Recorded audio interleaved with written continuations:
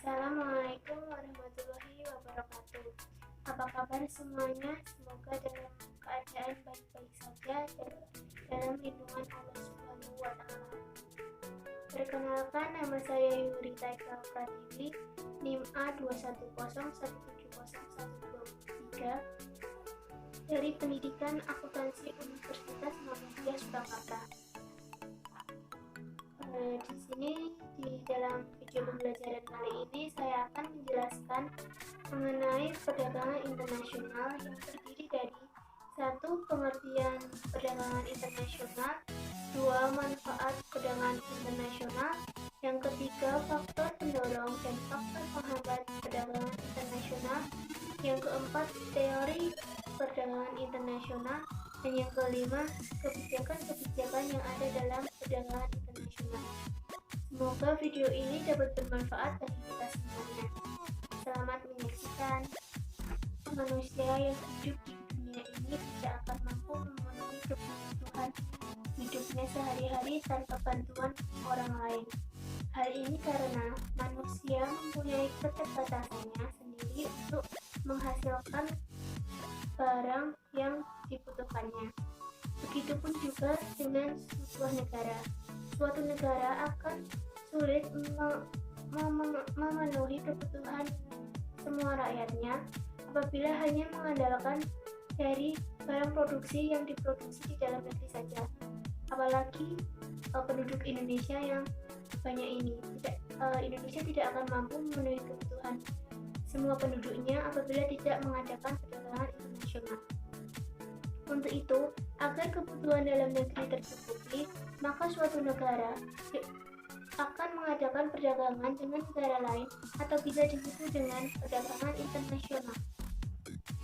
Perdagangan internasional sebenarnya sudah ada sejak zaman dahulu, tetapi masih dalam lingkup yang sempit dan jumlah yang terbatas, di mana kebutuhan yang tidak bisa diproduksi di dalam negeri akan dipenuhi dengan cara barter. Kondisi seperti ini dikarenakan adanya perbedaan antara negara satu dengan negara lain. Perbedaan-perbedaan tersebut antara lain perbedaan sumber daya alam, perbedaan ilmu pengetahuan, perbedaan teknologi, perbedaan pendapatan, maupun perbedaan budaya, sosial, maupun politik. Kita masuk di pengertian perdagangan internasional. Perdagangan internasional adalah perdagangan yang dilakukan dua negara atau lebih atas dasar saling menguntungkan pihak satu maupun pihak yang lainnya. Perdagangan internasional dapat dilakukan dengan kegiatan ekspor maupun impor. Kegiatan ekspor adalah kegiatan menjual barang dari dalam negeri ke luar negeri. Sedangkan kegiatan impor adalah kegiatan membeli barang dari luar negeri ke dalam negeri. Kita lanjut di manfaat perdagangan internasional. Manfaat dari perdagangan internasional antara lain menjalin persahabatan antara negara satu dengan negara lain. Yang kedua, memperoleh barang yang tidak dapat diproduksi di negara kita, tapi ada di negara lain. Yang ketiga, memperoleh keuntungan dari spesialisasi barang. Yang keempat yaitu memperluas pasar. Yang kelima, transfer teknologi modern dari misalnya Indonesia negara berkembang. Kita bisa mentransfer teknologi dari negara maju yang menjadi partner perdagangan internasional kita. Selanjutnya yaitu faktor pendorong perdagangan internasional. Barang yang dihasilkan suatu negara tergantung dengan sumber daya yang dimilikinya. Perbedaan sumber daya tersebut juga tergantung dengan kondisi di wilayah suatu negara tersebut. Yang kedua yaitu teknologi. Setiap negara memiliki teknologi yang berbeda-beda sehingga barang yang diproduksi juga berbeda-beda.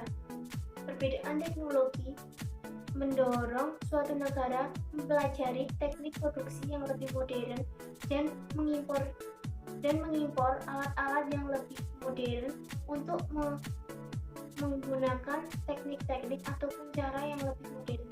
Seperti Indonesia merupakan negara berkembang. Indonesia bisa belajar dengan negara maju untuk mempelajari suatu teknologi agar diimpor ke Indonesia. Faktor yang ketiga yaitu penghematan biaya produksi. Perdagangan internasional memungkinkan suatu negara memproduksi barang dalam jumlah besar sehingga biaya produksi rendah. Maka suatu negara memilih mengadakan impor barang untuk menghemat biaya produksi. Yang keempat yaitu perbedaan selera. Setiap negara memproduksi barang-barang kemungkinan mempunyai persamaan. Meskipun demikian, setiap negara mempunyai selera yang berbeda-beda. Hal inilah yang mendorong perdagangan antar negara lain, misalnya China dan Jepang. Yang selanjutnya yaitu faktor penghambat. Nah, di faktor penghambat ini dibagi menjadi dua lagi, yaitu hambatan intern dan hambatan ekstern. Hambatan intern berasal dari dalam negara tersebut. Nah, hambatannya yaitu penggunaan teknologi yang cukup rendah. Apalagi di Indonesia ini, masih negara berkembang. Jadi penggunaan teknologinya berbeda dengan penggunaan teknologi di negara maju. Yang kedua yaitu kualitas barang atau komoditas ekspor rendah. Yang ketiga, rendahnya kualitas sumber daya manusia. Yang keempat adalah adanya sistem pemasaran yang kurang baik. Teori yang ada dalam perdagangan internasional. Nah, yang pertama itu teori keunggulan mutlak yang dikemukakan oleh Adam Smith. Nah, teori ini menyatakan bahwa perdagangan internasional akan memberikan keuntungan pada negara yang memproduksi dengan harga yang lebih rendah dibandingkan dengan harga yang ditetapkan di negara lain. Untuk lebih lanjutnya, lihat ilustrasi berikut ini.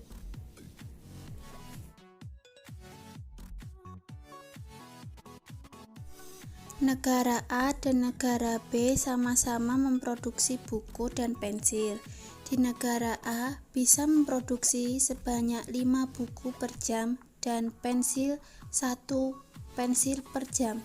Sedangkan di negara B dapat memproduksi sebanyak 2 buku per jam dan 7 pensil per jam. Dari data di atas, karena negara A memiliki efisiensi dalam memproduksi buku, sementara negara B memiliki efisiensi dalam memproduksi pensil, maka perdagangan antara negara A dan negara B akan memberikan keuntungan jika A menjual buku dan B menjual pensil. Teori yang selanjutnya yaitu teori keunggulan komparatif dikemukakan oleh David Ricardo. Nah, berdasarkan teori ini, meskipun suatu negara tidak mempunyai keunggulan mutlak dalam memproduksi barang, negara tersebut dapat melakukan perdagangan internasional pada barang yang paling produktif dan paling efisien untuk diproduksi. Nah, untuk lebih lanjutnya, lihat ilustrasi di bawah ini. Negara A dan negara B sama-sama memproduksi buku dan pensil. Di negara A bisa memproduksi sebanyak 6 buku per jam dan 3 pensil per jam. Sedangkan di negara B dapat memproduksi sebanyak 3 buku per jam dan 2 pensil per jam. Dari data di atas dapat kita lihat pada dasarnya negara A memiliki keunggulan baik dalam produksi pensil maupun buku. Meskipun demikian, biaya relatif pensil yang diproduksi di negara A lebih besar dibandingkan negara B. 1 pensil di negara A sama dengan 2 buku di negara A, sementara 1 pensil di negara B sama dengan 1 buku di negara B.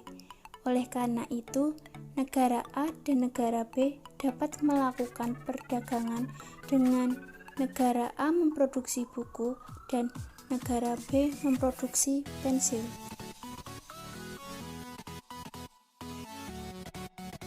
Yang selanjutnya yaitu kebijakan-kebijakan yang ada di dalam perdagangan internasional.